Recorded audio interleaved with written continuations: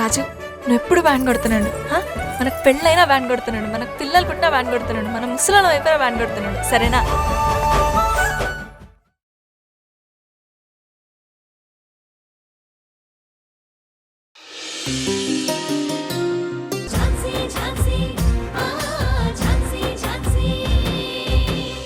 ఇలా దొంగతనాలు చేసిన కర్మేంట్రా నీకు? కోట్లున్నాయిరా నీకు. మనీ ఉంది కానీ మీరే లేరు నాకు.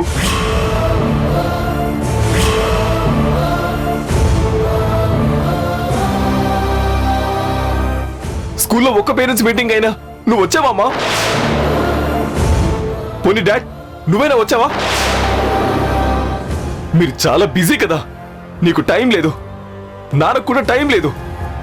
పేరెంట్స్ మీటింగ్ కూడా డ్రైవర్ని పంపించేవారు.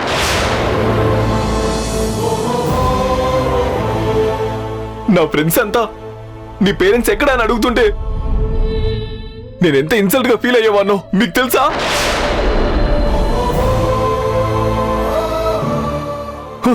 అప్పుడు నన్ను పట్టించుకోలేదు కదా, మరి ఇప్పుడు ఎందుకు నా వెంట పడుతున్నారు? మీరు నన్ను అప్పట్లాగానే ఇప్పుడు కూడా నన్ను ఒంటరిగా వదిలేయండి. దీపక్, మేమెంత పెద్ద తప్పు చేసామో ఇప్పుడు మాకు అర్థమవుతుందిరా. మేము చేసింది తప్పే, 100% wrong. Really very sorry for that రా. ఇక నుంచి నీకేం కావాలన్నా మేమే దగ్గర నుండి చూసుకుంటాం రా. పేరెంట్స్ మీటింగ్కి వస్తాం, షాపింగ్ వెళ్దాం, క్రికెట్ ఆడదాం. నువ్వు ఎలా చెప్తే అలా చేస్తాం రా, ఓకేనా? నో, మీరేం చెప్పినా నేను వినను. నేను మీతో రాను. ఏమైంది నాన్న? డాడ్ నీకు కావాల్సింది చేస్తానంటున్నాడు కదా, మాతో వచ్చేరా. నో, నేను రాను. ఇప్పుడు వస్తే మీరు మళ్ళీ నన్ను ఆ రిహాబిలిటేషన్ సెంటర్ లో వేస్తారు. అది నీ మంచి కోసమే నాన్న. నీకున్న బ్యాడ్ హ్యాబిట్స్ అన్ని అవాయిడ్ చేయాలంటే నీ మైండ్ సెట్ నువ్వు మార్చుకోవాలి, నీ మైండ్ ని కంట్రోల్లో పెట్టుకోవాలి. I'm all right. నాకు వాళ్ళు ఇచ్చే ట్రీట్మెంట్ వద్దు, మీరిచ్చే లైఫ్ వద్దు. నా లైఫ్ నేను బ్రతుకుతాను, నన్ను వదిలేయండి. డ్రగ్స్ మత్తుకు అలవాటు పడిపోయి నీకు లైఫ్ అంటే ఏంటో అర్థం కావట్లేదురా. నా మాట విను దీపక్, ఇది లైఫ్ కాదు. మన ఇంటికి వెళ్తావురా, అందరూ హ్యాపీగా ఉండొచ్చు. ఇంపాసిబుల్. నేను రాను, రాలేను. ఏంటో ఇది, నీకు పిచ్చి పట్టిందా? చెప్తుంటే వినవేట్రా. నువ్వు ఇలా తయారవుతున్నావనే నేను రీహాబిలిటేషన్ సెంటర్ లో వేయాల్సి వస్తుంది, లేదంటే మాకేం కర్మరా. మర్యాదగా ఇంటికి రా నాన్న, లేదంటే నిన్ను కొడతాను.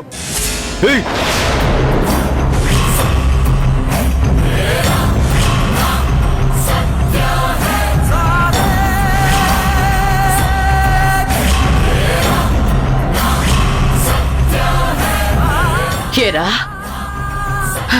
చంపుతావా? చంపేరా, చంపే.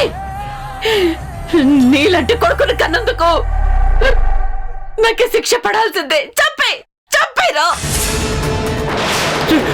దీపక్, ఏం చేస్తున్నావు దీపక్? వద్దురా. దీపక్ ఏం చేస్తున్నావు? వద్దు.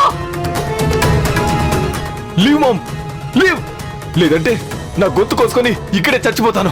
Deepak, Deepak, no dad, don't touch. లేదంటే నేను నిజంగానే చచ్చిపోతాను.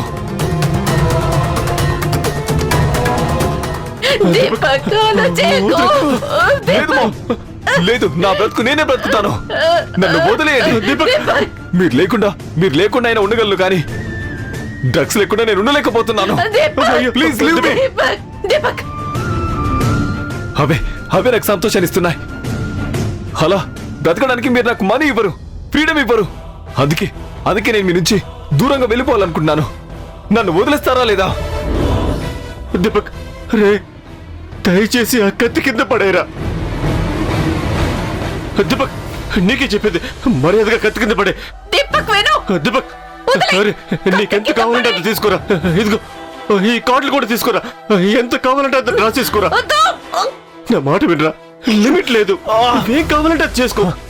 కానీ మాతో వచ్చేరా ప్లీజ్ రా ఆ కత్తి కింద పడేరా No. కింద పడేయరా? I don't trust you. Please రా అరే దిస్ ఈస్ ఎ ట్రాప్. నాకు తెలుసు. నాకు మీ డబ్బు వద్దు, మీరు వద్దు. దయచేసి మీరు ఇక్కడి నుంచి వెళ్ళిపోండి, లేదంటే నిజంగానే చచ్చిపోతాను. నన్ను వదిలేస్తారా లేదా? వదిలేసా మామ్, వదులు మామ్. నేను వదలను. మృణాల్ని వదిలేసి మామ్, చచ్చిపోతాను. వదిలేసి దీపక్, దీపక్, దీపక్, దీపక్!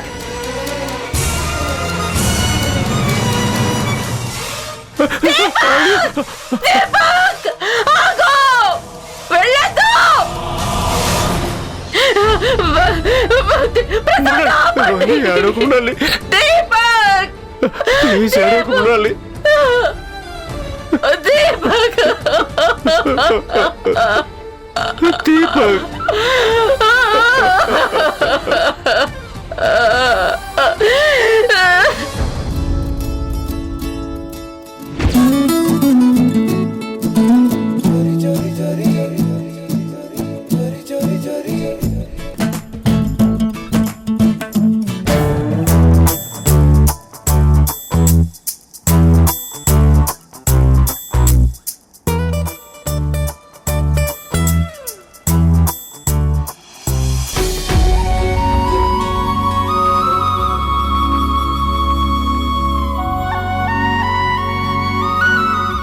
మీ ఇద్దరిని చూస్తుంటే ఏదో స్కెచ్ వేసుకొచ్చినట్టు అనిపిస్తుంది. ఏంటి సంగతి?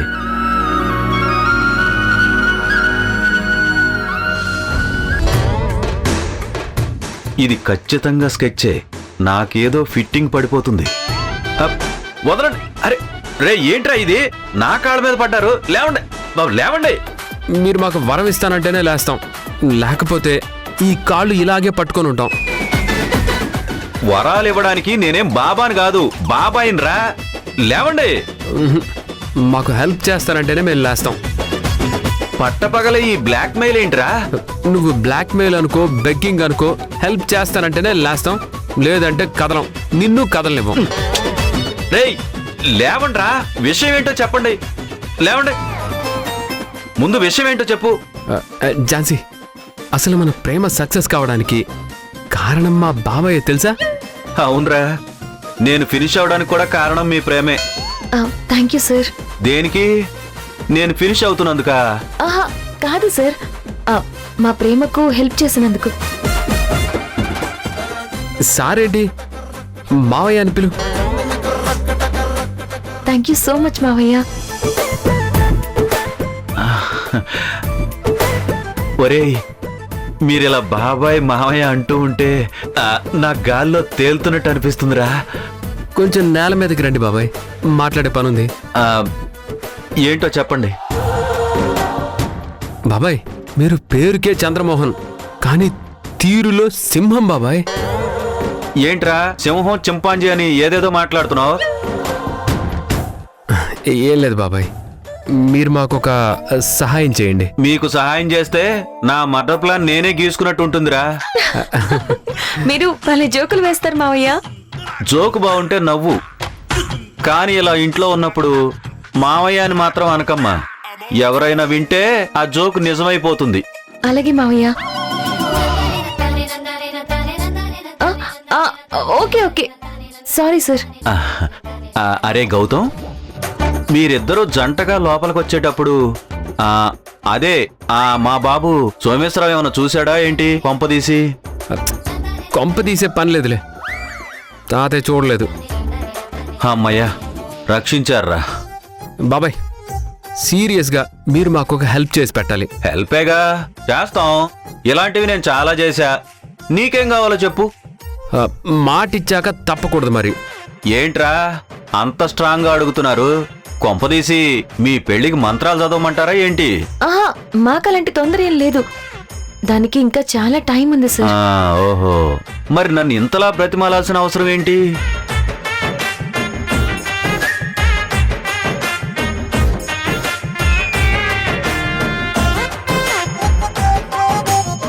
ఒరేయ్, ఎవరో ఒకరు చెప్పండ్రా. బాబాయ్, మా పెళ్లి జరగాలంటే ముందుగా స్వీటీ వంశీలను ఇంట్లో వాళ్ళందరూ యాక్సెప్ట్ చేసేలా ఏదో ఒకటి చెయ్యాలి. ఈ మిషన్ని మీరే ముందుండి నడిపించాలి. ఈ మిషన్ నేను ముందుండి నడిపిస్తే మా బాబు వెనక నుండి నన్ను పడుస్తాడు. అలా అనకండి మావయ్య. ముందు మీరు పిల్లల్ని దగ్గరికి తీసుకుంటే తర్వాత ఆటోమేటిక్ గా అందరూ దగ్గరికి తీసుకోవడం స్టార్ట్ చేస్తారు. తర్వాత మేమిద్దరం ఒకటవ్వచ్చు. ప్లీజ్ మావయ్య. అంటే అది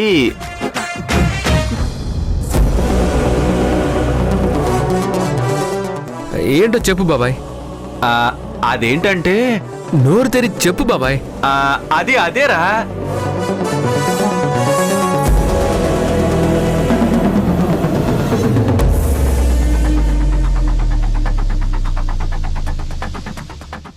ఏంట్రా, ఏం జరుగుతుంది? ఏం చంద్రమోహన్, ఏం జరుగుతుందో నువ్వైనా చెప్పు. ఏం లేదు వదినా, ఏం లేదు. వాడికి బుద్ధి చెప్పమన్నాను, చెప్తున్నావా? వాడికి చెప్పాలంటే ముందు నాకుండాలిగా. దేని గురించమ్మా? బాబాయ్ నాతో ఏం చెప్పలేదే. రేయ్, ఇరికించావు కదరా నా అన్న కొడక. ఏం ఝాన్సీ, మా బాబాయ్ నీకేమైనా చెప్పాడా?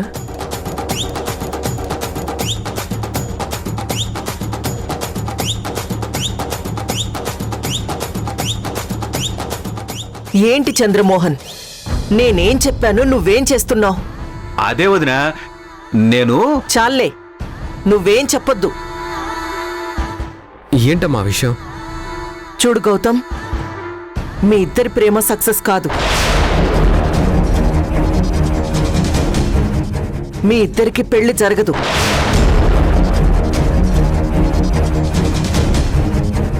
ఇదేగా చంద్రమోహన్ నువ్వు వీళ్ళకి చెప్పాలనుకుంది.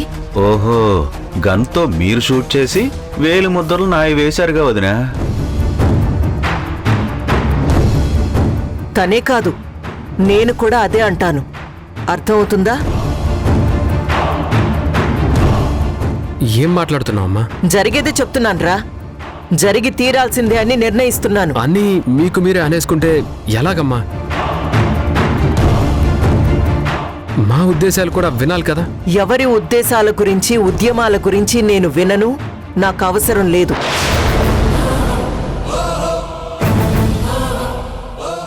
అమ్మా, ఒకసారి నా మాట. నువ్వు నోర్ముయిరా. ఏమ్మా ఝాన్సీ, నేను నిన్ను ఫస్ట్ టైం నువ్వు ఎవరినైనా ప్రేమిస్తున్నావా అని అడిగినప్పుడు నువ్వు నాతో ఏం చెప్పావు? నీ మనసులో ఎవరి మీద ప్రేమ లేదు అన్నావు. పిల్లల్ని ఇంటికి దగ్గర చేయడం కోసమే వచ్చాను అన్నావు. రాకేష్ ఆఖరి కోరిక తీర్చడం కోసమే వచ్చాను అన్నావు. మరి ఇదేంటి? ఇది కూడా రాకేష్ బావ ఆఖరి కోరిక తీర్చడం కోసమే మేడం. మేమిద్దరం దగ్గరైతే పిల్లల్ని ఈ ఇంట్లో వాళ్ళకి దగ్గర చేయొచ్చని. మీరిద్దరూ దగ్గరైతే నాకు నా కొడుకు దూరం అవుతాడు. చెప్పు, తల్లి బిడ్డల్ని వేరు చేయడం ఎంతవరకు న్యాయం? ఏ సెక్షన్ చెప్తుంది? ఏ ఆర్టికల్ చెప్తుంది నిన్న అలా చేయమని? నీ ప్రేమ కన్నా నాకు నా గౌతమ్ ఎక్కువ. నా కొడుకుని నేను వదులుకోను. నువ్వు రారా గౌతమ్. అమ్మా, అది కాదు. నువ్వు నోరు మూసుకొని రమ్మని చెప్పినప్పుడు రా. అమ్మా, అమ్మ నా మాట విను.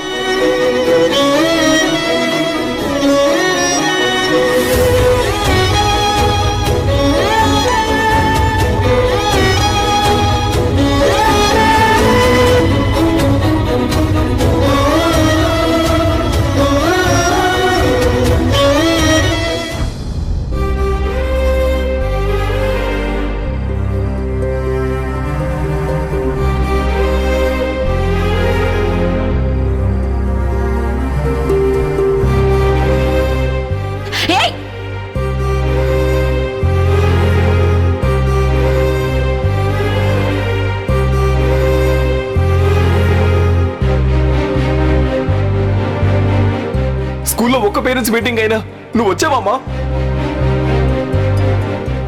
పోనీ డాడ్, నువ్వైనా వచ్చావా?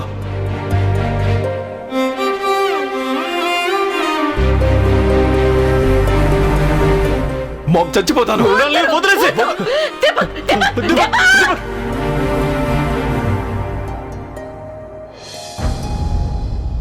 మృణాల్ని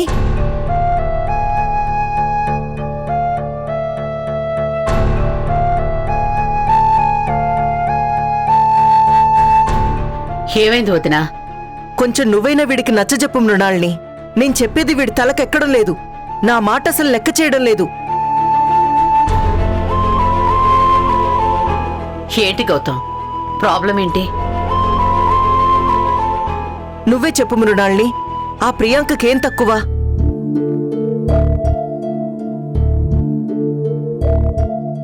కనీసం నువ్వైనా వీడికి అర్థమయ్యేలా చెప్పు మృణాల్ని. నువ్వు బాగా చదువుకున్న దానివి, పెద్ద లాయర్వి, లోకజ్ఞానం తెలిసిన దానివి. నీ మాటైనా వింటాడని తీసుకొచ్చాను. వదినా, వీడేమన్నా స్కూల్ పిల్లాడా కూర్చోబెట్టి బలవంతంగా చెప్పడానికి? సబ్ ఇన్స్పెక్టర్ ఆఫ్ పోలీస్ వదినా. కన్న తల్లి బాధను అర్థం చేసుకొనివాడు పోలీస్ అయితే ఏంటి, డాక్టర్ అయితే ఏంటి, లాయర్ అయితే ఏంటి? చెప్పు మృణాల్ని. మృణాల్ని కొడుకు దీపక్ నీకు తెలుసు కదా, వాడి భవిష్యత్తు బాగుండాలని లండన్లో చదివిస్తుంది. తల్లి మాట జవదాటకుండా బుద్ధిగా చదువుకుంటున్నాడు.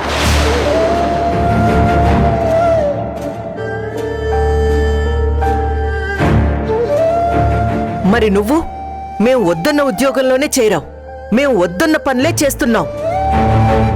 గౌతమ్, వింటున్నావుగా?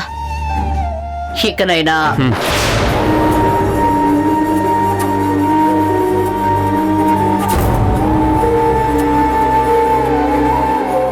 రే ఏంట్రా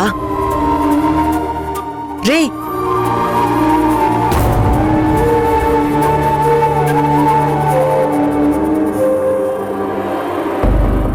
చూసావుగా మృణాల్ని, నా పెద్ద కొడుకు నా మాట వినలేదు. వీడు కూడా నా మాట వినడం లేదు. నాకేం చేయాలో అర్థం కావడం లేదు. అయినా అందరికీ నీలాంటి అదృష్టం ఉంటుందా? నీ కొడుకు నువ్వు గీసిన గీత దాటడు. నీకు దక్కిన భాగ్యంలో నాకు సగం ఉన్న బావుండు. కనీసం ఒక్క కొడుకైనా నా మాట వినేవాడు.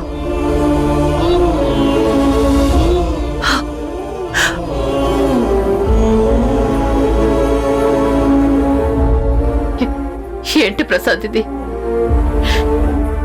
వీళ్ళేమో నా గురించి ఇంత పాజిటివ్ గా ఊహించుకుంటున్నారు, కానీ నా బ్రతుకేమో ఇలా ఏడ్చింది.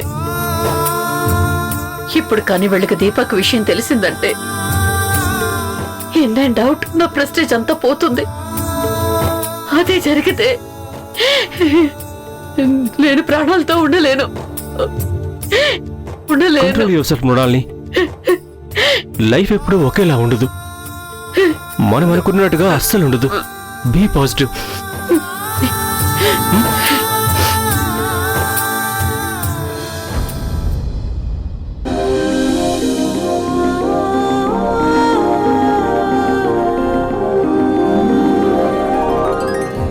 హాయ్ ఝాన్సీ.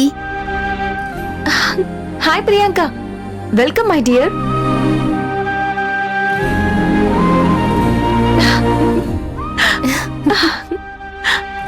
వర్క్ లో బిజీగా ఉన్నట్టున్నావుగా, డిస్టర్బ్ చేశానా? అరే no no, not at all. కూర్చో కూర్చో ముందు.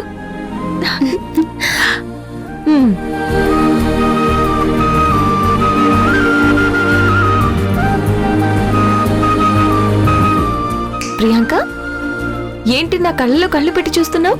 మీ కళ్ళల్లో ఉన్న ఆనందాన్ని. అంతలా కనిపిస్తుందా? మీ బావ ఫేస్ కూడా కనిపిస్తుంది. ఏ కొంచెం ఎక్కువైంది.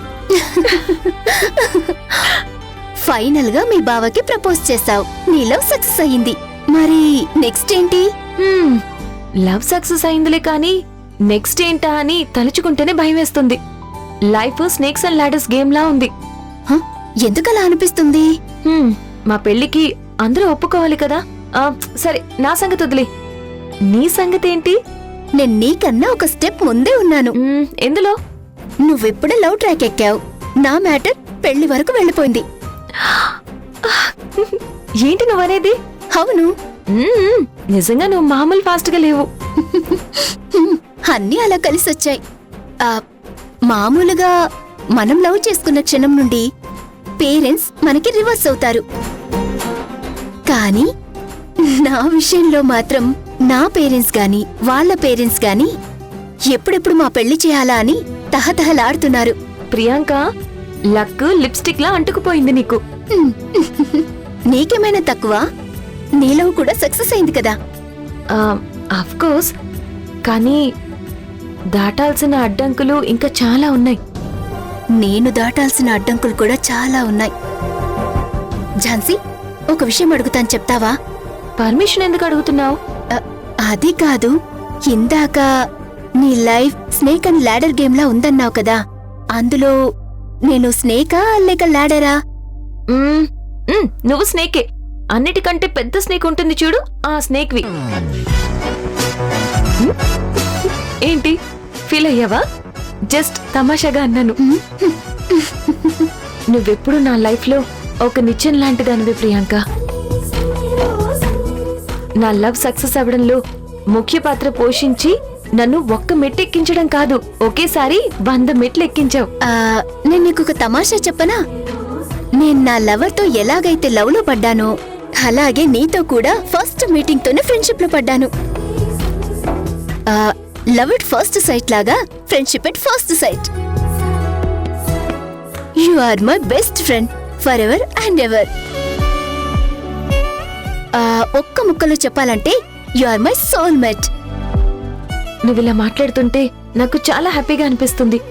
ఈ ప్రపంచంలో ఏ స్వార్థం లేకుండా మనల్ని ఒక వ్యక్తి ఇష్టపడుతుంటే అంతకు మించిన అదృష్టం ఏముంటుంది? ఝాన్సీ, నువ్వు నాకొక ప్రామిస్ చేయాలి. ఎందుకో ఆ విషయం ముందు చెప్పు. మనకెదురయ్యే పరిస్థితులు మనలోని ఓర్పుని, ప్రేమని, శక్తిని, స్వార్థాన్ని, త్యాగాన్ని అన్నింటినీ పరీక్షిస్తాయి. ఆ ప్రాసెస్ లో మనకు తెలియకుండా మనమే మారిపోతాం.